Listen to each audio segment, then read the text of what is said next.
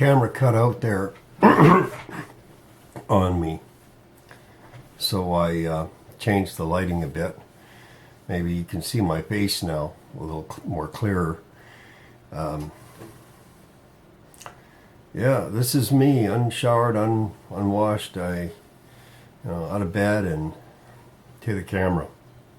I'll just pick up from where I left off. I really think this needs to be said, so I'm going to have my hour.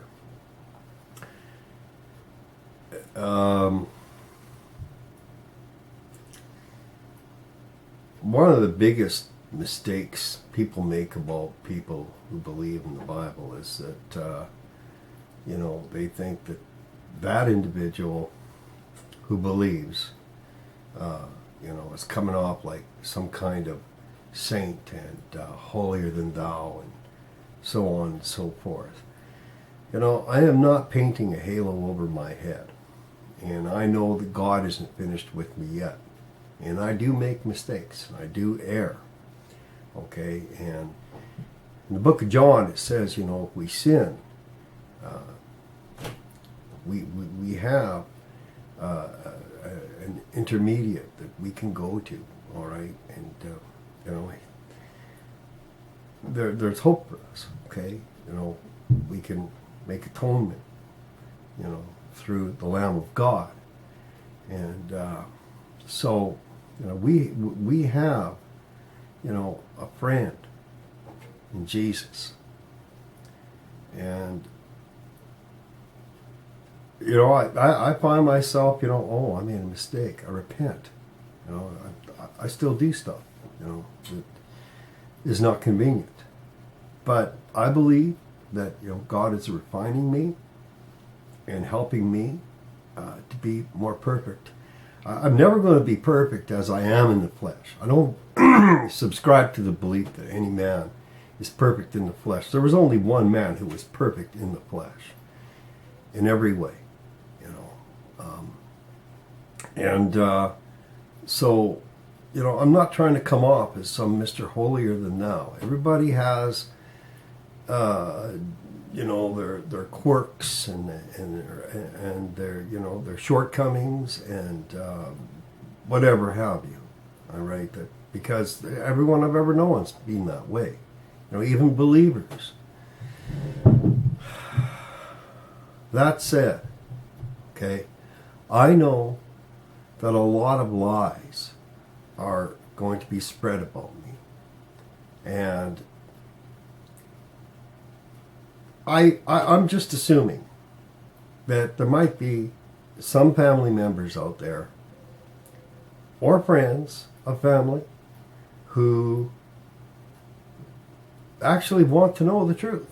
They care about the truth. And I'm hoping they'll hear my side of the story. They're that dedicated to the truth that they're willing to hear my side of the story. And so that's why I'm making this. Just in the event that perhaps there might be someone there who's interested in hearing what I have to say. They can refer to these videos that I intend to put up on YouTube. And, I'm exercising what freedom of speech I have. I'm not naming names or anything, so, but, they can deduct by knowing me, they might know them. Well, let the chips fall where they may. I'm entitled to my beliefs, all right? And I don't think that it's against the law to make a statement that you believe something, at least not yet, And I'm entitled to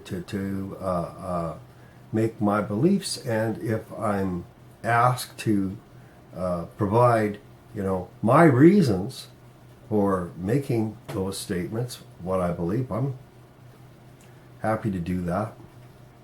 I'm quite content to do that. My father, he wanted me to be with him a lot, and it kind of got to the point where it's like, Dad, I can't be with you that much unless I'm living with you. And I was ready to do that, and I was asked to do that, by the way. And he asked me to do that. But that's another story, you know. And I was a little reluctant because I knew what kind of problem it would generate in a family way, because people just can't stand to be around me. And for some reason, and you know, so I was a little reluctant about that, and I told these authorities, and you know, well, here's the deal: if we do this, it's got to be like this, or otherwise it can't be done. And they didn't like that, so it didn't happen. You know, I tried to be as supportive with my father as I possibly could be, and for the most part, I think I did a pretty good job. And he was supportive of me in a way that only he could be. And that's awesome. You know, because even at that ripe old age, my father was of great benefit to me. And, you know, God taught me something there. He taught me a little humility there, that even, you know, a man, you know, well into his 70s could be there for you, and you know, do something phenomenally you know, valuable.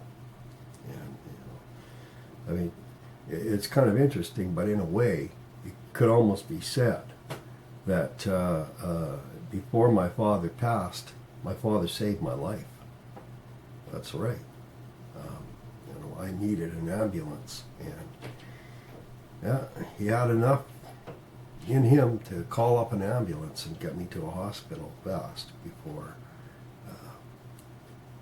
the Lord took me. So anyway, you know, I'm just trying to say, like, don't underestimate old people, because old people have been around, and they can surprise you. Don't judge them by their physical appearance or even their physical abilities. They may surprise you. Anyway, I don't hate my father, and you know, I know that he had a really hard life. I mean, he was a war baby. That man went through a living hell. That man saw a lot of things that a little boy shouldn't even see when he was a little boy. You know, he was a war baby. He lived. He grew up all through the war. And he was pretty much a refugee when he came to Canada. All right, I'm the first Canadian generation. You know, so it gives me a different perspective on my world, or you know, Canada. You know, people say, well, you know, your people came and did this to the Indians. No, my people did not do that. You know, or your people did this, white man, to black people. You know, no, sorry, not where I'm from. There was none of that. Okay, where my people came from, there was none of that. You know, it's. Let me tell you, Siberia is not.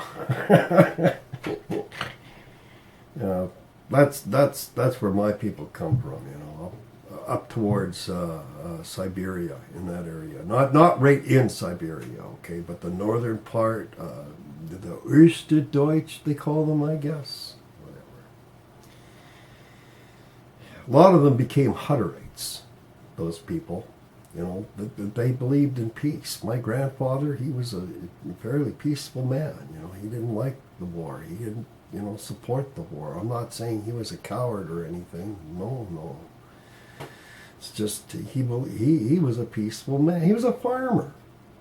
You know, he was a farmer, and he had to flee for his life because the Red Army was marching in, and he lost everything. He lost everything. Okay, all his cherry orchards, and he lost it all. Okay, but it was up in that area, you know, towards where Poland is, and not my people, not the ones, not the people I came from. that they didn't go around oppressing the native population of Canada or North America or America or anything like that. Okay, they were just simple farming people who liked peace and loved God and went to church and raised their families. But I find it interesting because I get hit with all these like they don't even know me. They don't know where I came from. I'm first Canadian generation.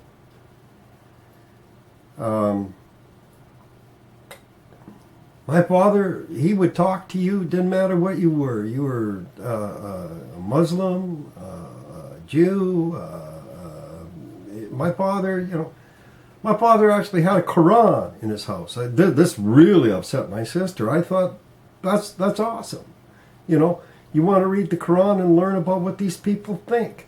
You're not being closed-minded. You're actually going to get down to the nitty-gritty and find out what this is about. Good for you, Dad. This is the kind of father I had. He was willing to check it out. He was willing, to see where someone else might be coming from their point of view.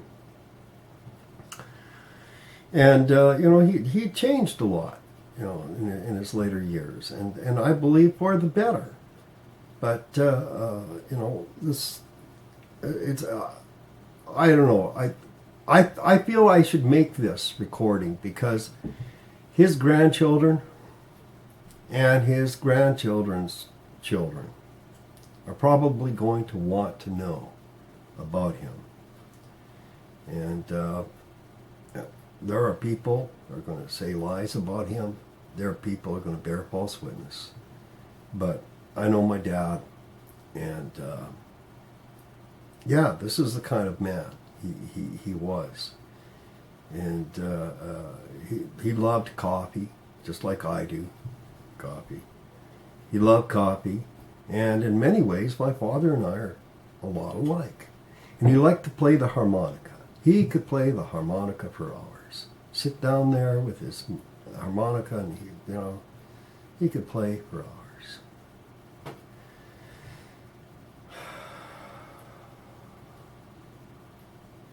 So let's get down to the nitty-gritty, I guess. Okay, I want to make it very clear that the lies that were spread about me were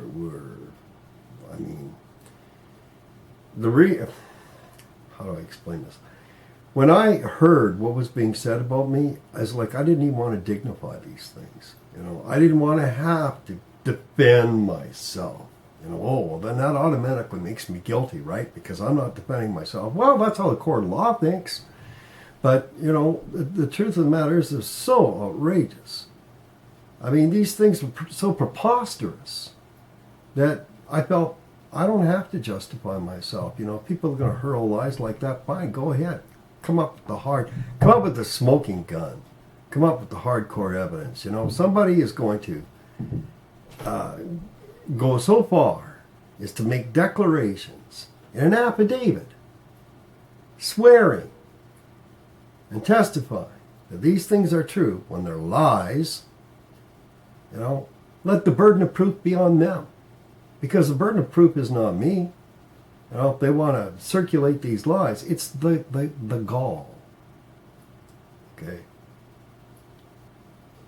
the gall to make those sorts of accusations in a court of law that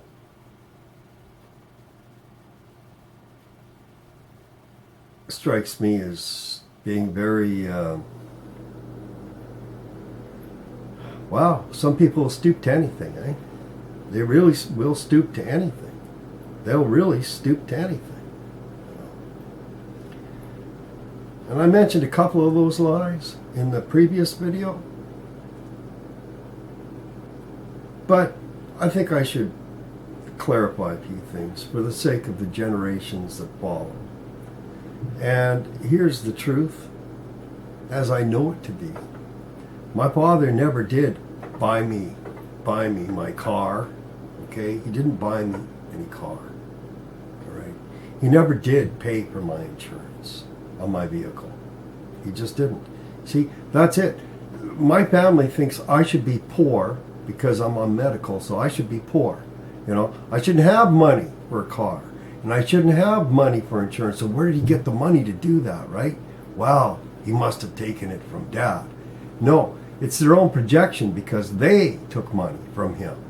It's their own projection because they stole money from him. It's their own projection because that's how they operate.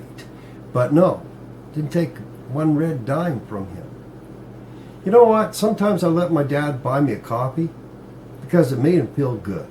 Okay? And sometimes he'd want to buy me a hamburger because it made him feel good. All right? And we get the coupons out so he can buy me a hamburger, you know, we get a deal. Why not? It's a good idea, you know. If he's got coupons, you know, he'll buy me a hamburger, right? We'd have a hamburger and a root beer together. Okay? That's the extent of it. My father didn't pay for my insurance on my vehicle. My father didn't buy my vehicle for me. And furthermore, I never did know what my father's PIN number for his bank account was, or a PIN number for his credit card. Yet all these things were said and stated in writing that I knew my father's PIN number, that I took his PIN number, that I took his bank account, that I was making transactions, taking money from him. Okay? Yeah. Probably because that is what they do. Probably because that is how they operate. But I never knew that. I never knew those things, and I didn't care. My father would sometimes ask me to drive him to the bank when I was in the city. You know, I got to go to the bank. You know, and sometimes he'd be worried that they were taking advantage of him, and he would ask to talk to the bank manager. And, you know, and sit down, talk to the bank manager and do all this stuff with his bank, whatever they did, okay? All I would do is, you know, hold the door open for him or tell the bank manager, my father's concerned about the security, whatever. I would go back and sit in my car and wait till he was done, or I would go, you know, quick to the store shopping or anything and come back. But no, I didn't get meddled in those sorts of things. Just like when he said, you know, can you get me a lawyer? I said, Dad, I don't know any lawyers. And he says, well, I need a lawyer. You got to find me a lawyer. I said, you want me to help you get a lawyer? Yeah, I want you to help me get a lawyer. So, you know, that was the extent of it, you know, because, I mean, I don't know any lawyers in the city. So here is this accusation that I found, that I got a lawyer for my dad, you know, that it was, you know, me. My lawyer. No, that man was never my lawyer. That man was never my lawyer. You know, that's my dad's lawyer, right? You know, the most I did was I drove him to the lawyer guy. I don't even remember his name. And, you know, his lawyer took it from there. It's his lawyer, not, you know, he wanted a lawyer, you know. He had his right. Okay, and I tried in every respect to respect my father's rights and give him what he wanted. My father arranged some meetings with some guy one time and asked me to take him there, some sort of social worker guy who worked with the elderly. And I said, sure. And my father bought a pizza. And we sat down and talked, and I was actually a little concerned because my father was concerned about his assets, and he was you know, really worried about this because he felt that certain family members were taking advantage of him, and so we got down to the nitty gritty exactly what was going on, and I asked the man. I said, do you really believe my father needs a lawyer? And he nodded his head and laughed. He said, oh yeah, your dad needs a lawyer. And that was what actually prompted my father to get on me about getting him a lawyer. And I said, if you want a lawyer, fine, Dad. Don't worry, okay? I'll look for a lawyer for you, and opened up the phone book and found a lawyer within walking distance of my father's house. And drove him there. There, end of story. You know, there's my involvement with my father's lawyer. But, you know, it stated and was, stated repeatedly in court that my father was using my lawyer and that I retained a lawyer for my father. No, no, no, no, no, no, no. I didn't put down $1 for a lawyer from my father. That's on the record, okay? I don't even think family matters should have to be handled that way. It's sad, when family members are taking family members to court. I think that's insane. There's got to be a better way. But this is my family.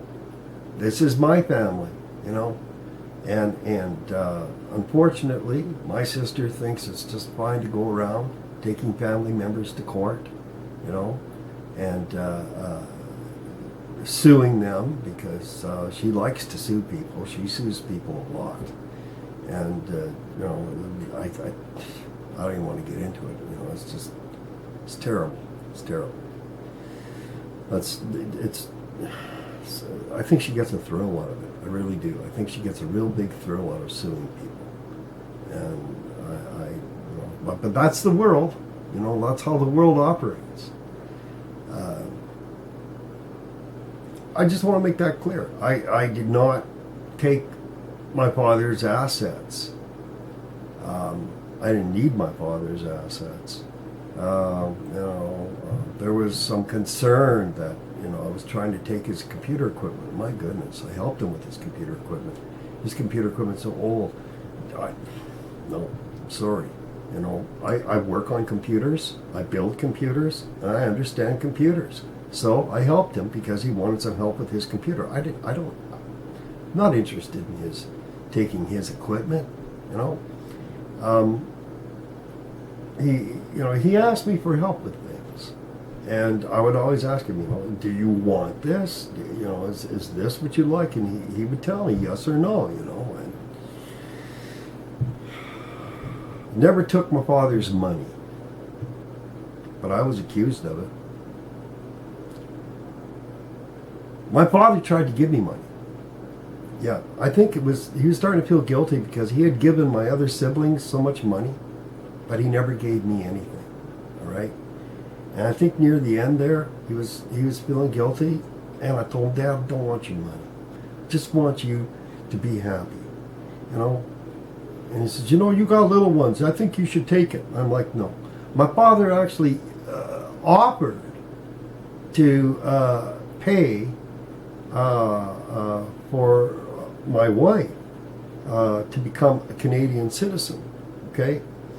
And, it's a very kind offer, no, it's very kind of him. But I know the man doesn't have a lot of money, and it just didn't feel right, okay? I'm just going to put it that way. And I don't mean to besmirch him. I don't mean to, disgrace him. I don't mean to, I'm not, and it's not pride. It's not because I'm too proud to take his money. That's not it. All right. But I think what it was is he probably wanted to be at peace before he left this world, knowing that Rachel was going to stay with me in Canada. Okay, now I can mention my wife's name. I hope I can mention my wife's name. And so but I didn't feel right about taking his money. Take an old man's money. It's just, I'm getting kind of up there in the years myself. I know I'm not a wealthy man. You can see by this camera, I'm not living in a mansion or anything. But I really think, for the record, I have to state some facts. Because I know a lot of lies have been perpetuated about me. A lot of propaganda is going around about me. And I'm thinking not so much for them, because they're always going to lie. Okay? Listen, kiddies, your mommies and your daddies, if they don't know Jesus, are always going to lie continually. They're going to lie to you and continue to lie to you and to the very end. Unless they get right with God, your parents are a bunch of liars. The Bible says so, and I believe it. All right? Because I've been that walk, and I know that talk, and I've seen the whole deal. Your parents are going to lie to you, kiddies, all right? And they're going to lie to you about your relatives. They're going to lie, okay? Because unless you have your life aligned with the Word of God. You know, unless you're aligned with the truth, guess what? You're going to deviate from the truth. And when you deviate from the truth, what do? You lie. You either perpetuate lies or you generate lies because you're not aligned with the truth. You have to be in alignment. You have to be in alignment with the truth to tell the truth and stay on the truth and tell the truth and lie not. And I'm not lying. I didn't take my father's money. I didn't know his bank card numbers or PIN numbers or credit card numbers or any of that stuff. My dad didn't give me a whole bunch of money. Well, he tried to give me some money, but I didn't take it. I didn't take it. He seemed a little offended about that, but look, what would have happened if I had taken that money? You want to know what happened? This is really interesting. I was audited 2 years in a row. 2 years in a row. Don't you think that's a little funny? I got audited 2 years in a row. Of course, I came up clean because I wasn't guilty of any, wrongdoing here financially. But isn't that a little funny? What it is there's these phone calls, bug in the ear, anonymous tips, just like when my children were removed from the public school, and a special analyst, psychologist analyzed my girls, and they found nothing. You know what? After that, I said, this is enough. I'm tired of this game. I want it in writing that you found nothing wrong. I want it in writing that you're not going to harass me like this anymore. What do you need? Blood? What do you want? Do you want a lie detector test? I'm willing to go for a lie detector test. No problem. Oh, no, that's okay. That's okay, Mr. King. I can say my name, right?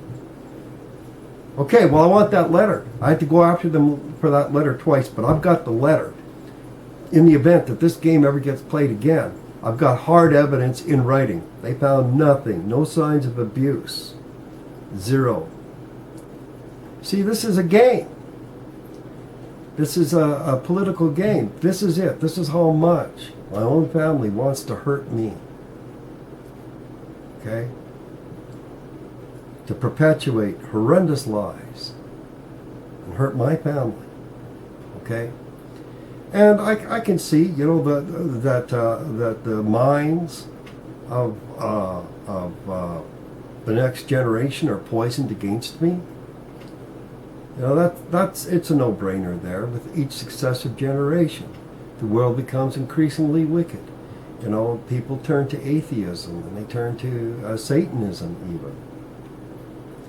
And so they become liars because Satan is the father of all lies. And the atheism would rather believe a lie than the truth. Okay? Yes, he would. An atheist would rather believe a lie than the truth. Because the truth is that there is a God. Verily, there is a God. But so their hearts are hardened against